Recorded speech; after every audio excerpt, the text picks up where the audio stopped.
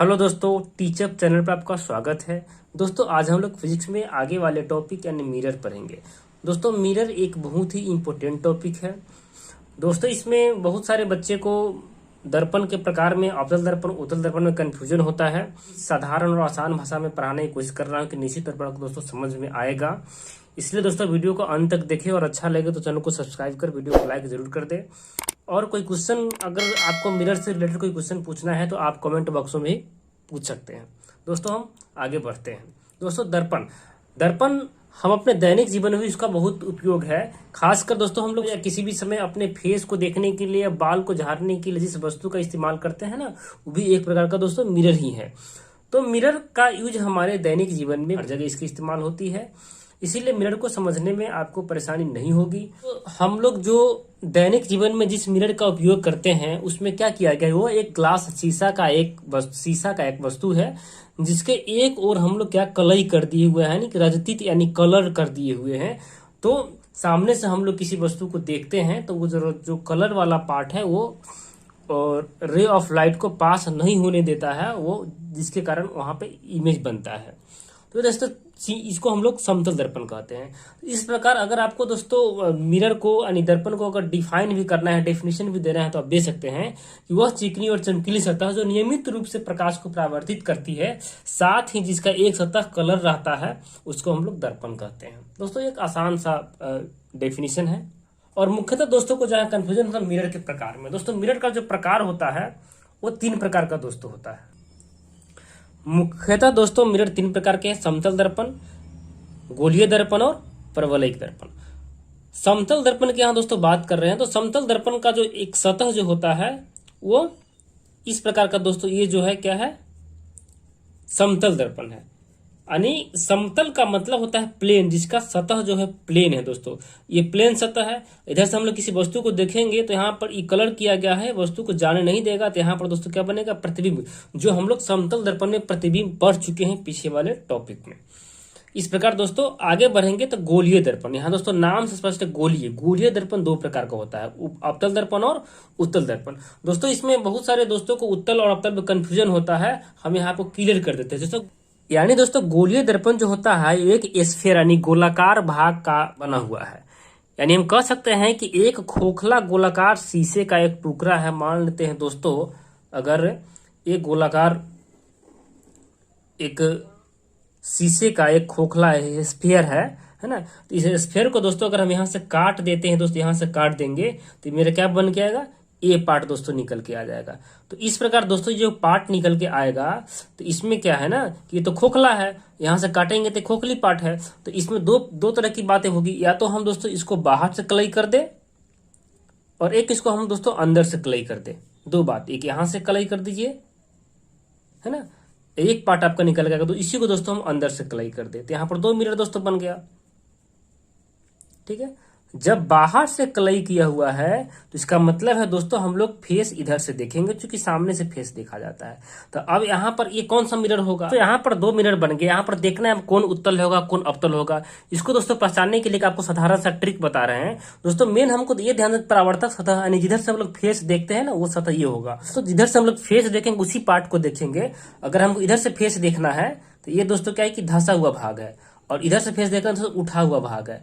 तो जब यहाँ पर 2 बातें होगी कि जब जिस दर्पण का दोस्तों उठा हुआ भाग, दोस्तों हम लोग इसको ऐसे समझ सकते हैं, जिधर से हम लोग को फेस देखना है अगर वो भाग उठा हुआ है, जब उठा हुआ का दोस्तों तो वो उत्तल दर्पण होगा। दोस्तों ये उत्तल दर्पण हो जाएगा।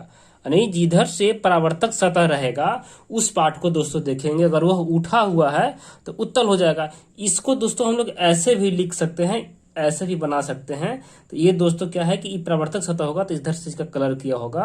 तो इस प्रकार जो दोस्तों आपको हर जगह दोस्तों इस प्रकार का मिरर मिलेगा। तो ये दोस्तों क्या हो जाएगा, उत्तल दर्पण हो जाएगा। यानी कि जिसका दोस्तों उठा हुआ भाग होगा परावर्तक सतह, जैसे हम लोग मुंह फेस देखते हैं तो वो दोस्तों उत्तल हो जाएगा। जिधर जिसका दोस्तों धंसा हुआ होगा जैसे फेस देखते हैं अवतल दर्पण हो जाएगा। इसको और ढंग से समझने के लिए हम दोस्तों यहाँ पर आपको समझा रहे हैं। यहाँ भी दोस्तों समझ सकते हैं, ये दोस्तों अवतल दर्पण है और ये उत्तल दर्पण है।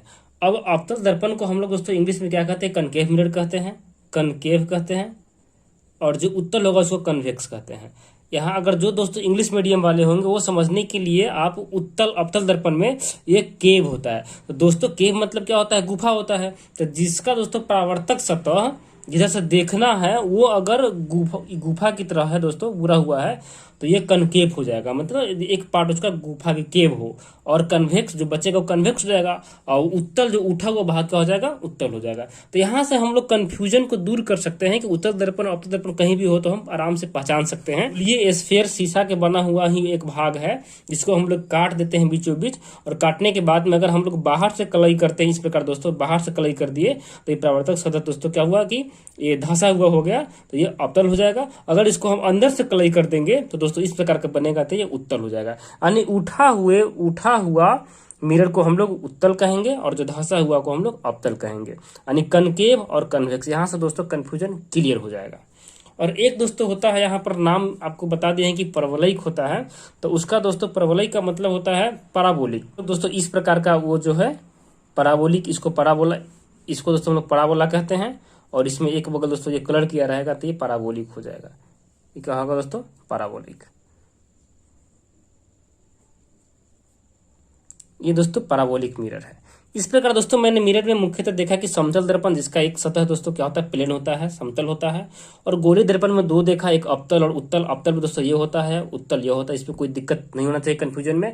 अवतल का मतलब जिसका दोस्तों परावर्तक सतह धंसा हुआ है, और उत्तल जिसका परावर्तक उठा हुआ, तो उठा हुआ से उत्तल हो जाएगा, धंसा हुआ अवतल हो जाएगा।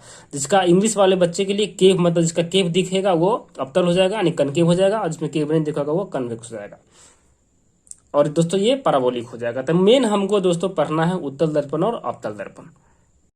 यहाँ पर दोस्तों हम लोग सभी दर्पण करके हम डेफिनेशन भी देख सकते हैं। पहला दोस्तों समतल दर्पण। समतल दर्पण जिस दर्पण का परावर्तक सतह समतल होती है उसे समतल दर्पण कहते हैं। दोस्तों ये समतल दर्पण, इसका एक सतह जो है क्या होता है, समतल है, प्लेन है। प्लेन सरफेस वाली जो दर्पण होती है उसको हम लोग समतल दर्पण कहते हैं। अगर कोई आपसे पूछे भी समतल दर्पण किसे कहते हैं तो आप आराम से कह सकते हैं कि जिस दर्पण का परावर्तक सतह समतल होती है उसे समतल दर्पण कहते हैं। दूसरा दोस्तों है गोलीय दर्पण। गोलीय दर्पण में आपको समझा चुके हैं कि गोलीय दर्पण होता क्या है कि एक स्फीयर होता है, एक गोलाकार शीशे का स्फीयर जो बीच में खाली भाग होता है। इस प्रकार दोस्तों ये समझ लीजिए क्या है, ये गोला है और जो कि अंदर से पूरी तरह से खाली है। तो इस प्रकार दोस्तों जो शीशा का बना हुआ भाग है, तो इस प्रकार अगर दोस्तों इसको हम लोग अगर बाहर से इस प्रकार दोस्तों हम क्लई कर दे तो इस प्रकार एक दोस्तों मिरर बनता है, और एक दोस्तों इस प्रकार अगर हम कर दे, अगर इसको दोस्तों हम अंदर से कर दे तो एक दो प्रकार का दोस्तों मिरर आपको बना। जब बाहर से हम कलई कर दिए तो एक बना, और एक अंदर से कर दिए तो बना। अब कौन क्या बना इसका दोस्तों आगे हम अभी क्लियर कर देते हैं। आपको पीछे समझाए भी थे, जिसका दोस्तों परावर्तक सतह उठा हुआ होता है, ये दोस्तों परावर्तक सतह है। तो जिसका परावर्तक सतह उठा हुआ होता है उसको उत्तल कहेंगे, और जिसका धंसा हुआ रहेगा उसको अवतल कहेंगे। दोस्तों ये अवतल का है और ये उत्तल का है। यहाँ पर हम डेफिनेशन से आपको पूरी तरह से क्लियर कर देते हैं।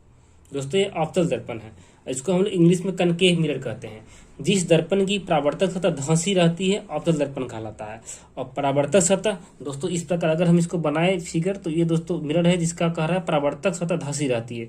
तो दोस्तों इसका परावर्तक सतह जो है धंसी रहती है, तो ये दोस्तों इसका परावर्तक सतह है, कलर किया गया है, और ये इसका परावर्तक सतह हो जाएगा दोस्तों। तो ये परावर्तक सतह दोस्तों इधर वाला पार्ट परावर्तक सतह होता है जो कि धंसा हुआ है, तो दोस्तों अवतल दर्पण हो जाएगा, है ना। और उत्तल दर्पण, जिस दर्पण का परावर्तक सतह उठी रहती है उसे हम उत्तल दर्पण कहते हैं।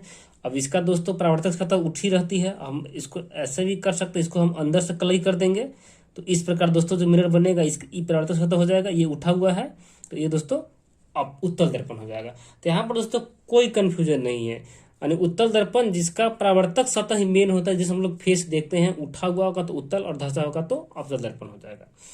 इस प्रकार दोस्तों एक और दर्पण बच रहा है जिसको हम लोग पैराबोलिक मिरर यानी पैराबोलिक दर्पण कहते हैं। तो वह दर्पण जो पूर्णतः गोलीय नहीं होता है उसको हम लोग पैराबोलिक दर्पण कहते हैं। आप लिख सकते हैं कि वह दर्पण जो पूर्णतः गोलीय नहीं होता है पैराबोलिक दर्पण कहलाता है। इसका दोस्तों फिगर आपको पीछे समझा दिए थे। ऐसे इसका अगर देखना चाहे तो इस प्रकार दोस्तों जो होगा मिरर वो क्या हो जाएगा, पैराबोलिक मिरर हो जाएगा। दोस्तों आज के वीडियो में इतना ही रहने देते हैं। कल हम लोग जो दर्पण पढ़े हैं तो दर्पण का जो उससे रिलेटेड बहुत सारा टर्म है, स्फेरिकल मिरर में बहुत सारा टर्म है, उस टर्म को दोस्तों पढ़ेंगे। धन्यवाद। आज के वीडियो में इतना ही।